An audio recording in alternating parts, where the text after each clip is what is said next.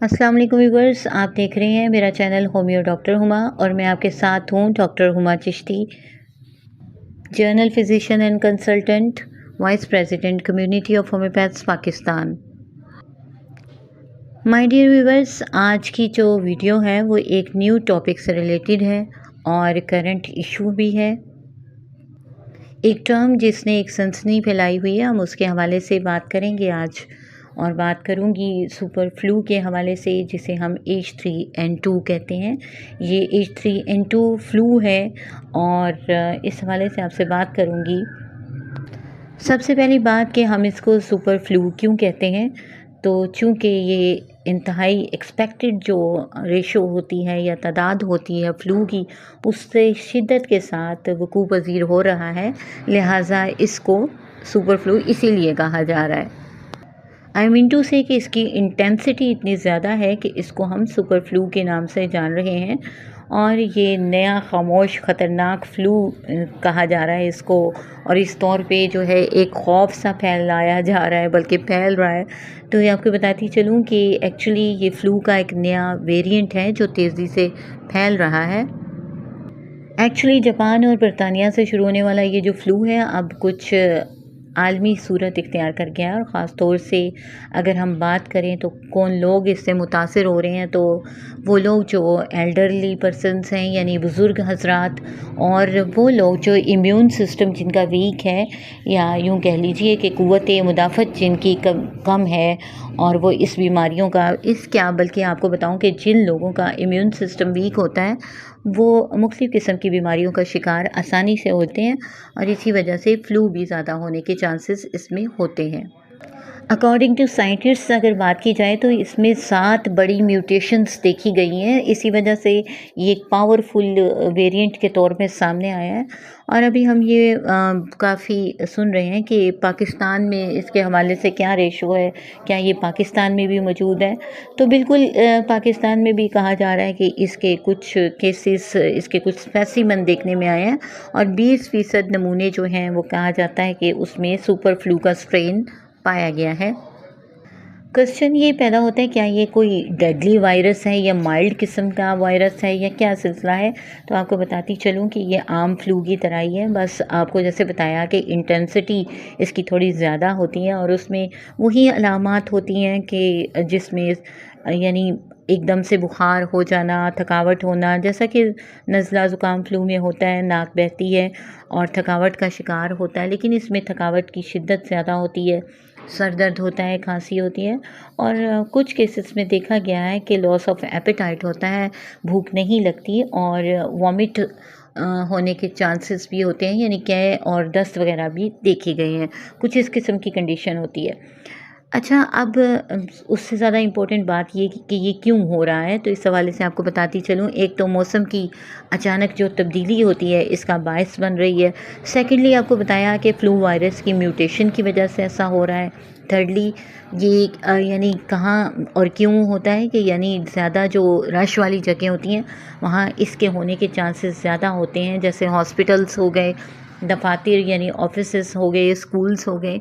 और इसके साथ ही साथ आपको बताया कि जो इम्यून सिस्टम जिन लोगों का वीक है वहाँ होने के भी चांसेस ज़्यादा होते हैं। और आपको बताती चलूँ कि फ़्लू वैक्सीन जो लगवाई जाती है और ये भी इसमें जो है यूज़फुल रहती है। लेकिन चूँकि हम होम्योपैथिक पॉइंट ऑफ व्यू से बात करेंगे तो हमारी मेडिसिन इन्फ्लुएंज़ा जो है वो बहुत ही अच्छा काम करती है। एज ए प्रिवेंटिव मेडिसिन भी बहुत अच्छा काम करती है जब इसे देती हैं, तो पेशेंट इसकी इंटेंसिटी से यानी फ़्लू की इंटेंसिटी से बच सकता है। माय डियर व्यूअर्स, यहाँ एक बात आपको बताती चलूँ कि जैसा कि रिकमेंडेड यानी WHO के मुताबिक है कि अगर 65 साल से ऊपर एज हो गई है तो वैक्सीन फ़्लू की जो है वो रिकमेंडेड है कि लगवानी चाहिए, ताकि फ़्लू जो है वो ज़्यादा मुतासिर ना करे। तो यहाँ आपको बताती चलूँ इसके अलावा कौन से लोग ज़्यादा इससे तकलीफ़ उठा सकते हैं या परेशान हो सकते हैं, वो जिनकी क़ुव्वत मुदाफ़त किसी लॉन्ग कंसर्निंग डिज़ीज़ की वजह से कम हो गई हो। जैसा कि आप देखें कि हार्ट इश्यूज़ से रिलेटेड जो पर्सन्स हैं, एज़मेटिक पेशेंट्स जो हैं, यानी दमा के मरीज़, दिल के मरीज़, गुर्दों की तकालीफ में मुब्तला मरीज़, क्योंकि ये इनकी इम्यून सिस्टम जो है वीक हो चुका होता है। और इसके अलावा डायबिटिक पेशेंट्स जो हैं उनके हवाले से, और बुज़ुर्ग हज़रात और बच्चे, बुज़ुर्ग और बच्चों के हवाले से इसलिए कहूँगी कि बच्चे जो हैं चूँकि उनका इम्यून सिस्टम अभी पूरी तरह डेवलप नहीं किया होता, और जो बूढ़े हैं, बुज़ुर्ग हैं, उनका इम्यून सिस्टम वीक हो चुका होता है। तो इस तरह से ये है कि ये दोनों ज़्यादा मुतासिर होते हैं। अब इससे बचा कैसे जा सकता है? तो मास्क पहनिए बाहर जाते हुए, और अगर आपको फ्लू है तो तब भी एहतियात करें। और वो मास्क, वो हैंकरचीफ या रुमाल या टिश्यू जो आप यूज़ करते हैं फ्लू के दौरान, वो अपने साथ साथ नहीं रखें, बल्कि उसको आप डिस्पोज़ करते जाएं। और कोशिश करें कि एक दूसरे से हाथ मिलाते हुए गुरेज करें। पानी का ज़्यादा इस्तेमाल करें। जितना आप हाइड्रेट रहेंगे तो आपकी जो है फीलिंग अच्छी होगी, बेटर आएगी। इसके अलावा रशी एरियाज़ में ना जाएं, और गर्म चीज़ों का इस्तेमाल रखें, जैसे यखनी, सूप और जो शानदार। और इसके अलावा कहवाजात अगर आप पीते हैं तो उससे क्या है कि आपकी इम्यूनिटी बेटर होती है। कहवाजात की अगर बात करूं तो लौंग, दालचीनी और अदरक के कहवाजात जो है वो इस्तेमाल अगर आप करते हैं तो उसमें जो है इससे बचत होती है। इसके साथ ही साथ आपको होम्योपैथिक मेडिसिन के हवाले से गाइड करती चलूँ कि ये इतना परेशान कुन बात नहीं है, लेकिन चूँकि इसके ऊपर बात होनी ज़रूरी थी और वजाहत तलब थी, और ये वीडियो ऑन रिक्वेस्ट है, तो आपको बताती चलूँ कि हमारी जलसीमियम बहुत अच्छा काम करती है। जहाँ कपकपाहट होती है और पेशेंट के अंदर वीकनेस भी होती है और साथ फ्लू की कंडीशन भी होती है, तो जलसीमियम बहुत अच्छा काम करती है। फिर ब्राइनिया है हमारी मेडिसिन, जो ड्राइनेस के साथ अगर फ्लू हो रहा है, यानी उसके साथ साथ खुश्क खांसी भी है और सर में दर्द भी है, तो ये चीज़ें जो हैं जॉइंट में पेन भी आ रही है, तो फिर ब्राइनिया देंगे। यूपेटोरियम पर्फ दी जा सकती है कि जहाँ पर क्या है कि बुखार है और वो आपकी बूंस में बहुत ज़्यादा पेन हो रही है, ऐसे जैसे हड्डियाँ टूट रही हों, इस किस्म की दर्द हो रही है, तो यूपेटोरियम बहुत अच्छा काम करेगी और वो फ्लू की कंडीशन को भी ठीक करेगी। इसी तरह आर्सेनिक एल्बम, अगर बहुत रेस्टलेस है पेशेंट, फ्लू की कंडीशन, बेचैनी है, परेशानी है, इरिटेशन है और तंग हो रहा है, तो आर्सेनिक एल्बम यानी उसकी इब्तदाई अलामात में अगर आप देते हैं तो पेशेंट ठीक हो जाता है। अगर चेहरा सुर्ख हो गया, खांसी बहुत शिद्दत से आ रही है और बुखार बहुत तेज़ है, तो बेला बहुत अच्छा काम करती है। हमारी बहुत सारी मेडिसिन इसमें इफ़ेक्टिव होती है, लेकिन यहाँ मैं यही बात करूँगी कि according to sign and symptom जब देंगे तो पेशेंट बिल्कुल क्योर कर जाएगा।